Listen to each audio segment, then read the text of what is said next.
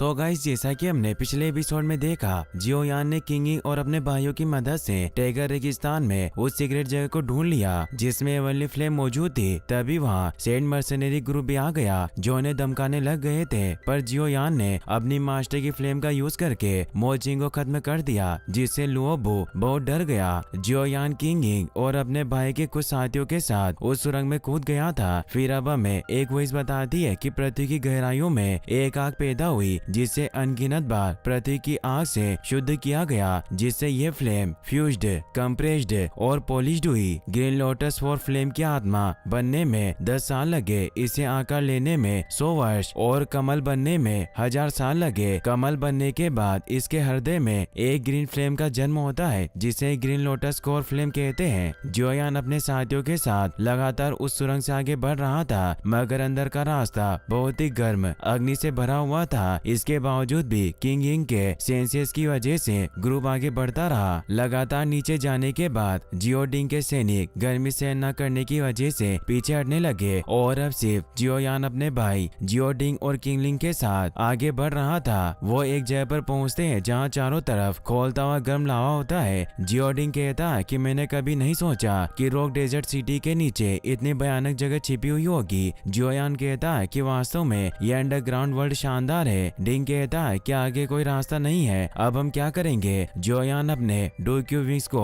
Activate कर लेता है, जिसे देखकर जियोडिंग हैरान रह जाता है और उसे कहता है कि क्या तुम सच में डुवेंग यानी 6 लेवल पर हो, पर यह कैसे संभव हो सकता है। जियोयान कहता है कि मैं इस जगह को चेक करने जा रहा हूँ, मेरा विश्वास करो, मुझे कुछ नहीं होगा। और वहाँ से उड़ जाता है। लावे में तेज विस्फोट हो रहे थे। जियोयान सभी बाधाओं को पार करता हुआ आगे बढ़ता है और एवनली फ्लेम को खोजने लगता है। किंगलिंग को एहसास हो जाता है कि कोई चीज उसका पीछा कर रही है, इसीलिए उसे सावधान रहने को कहती है। तभी लावे से एक 2-हेडेड जायंट स्नेक बाहर निकलता है जो जियोयान पर हमला करता है। जियोयान फाइट करता उसे खत्म करने की कोशिश करता है, मगर वो स्नेक ताकतवर था। जियोयान किसी तरह उससे बचता है, पर वो स्नेक अब जियोयान को जलाने की कोशिश करता है और वहाँ एक धमाका होता है जिससे जियोडिंग को लगता है कि जियोयान मारा गया, पर वो याओलाओ की पावर से बच गया था और वो स्नेक पर हमला करके उसे दूर कर देता है। ये देखकर डिंग खुश होता है। याओलाओ जियोयान को बताते हैं कि 2-हेडेड फ्लेम स्पीड सरपेंट अपने द्वारा निकले जाने वाले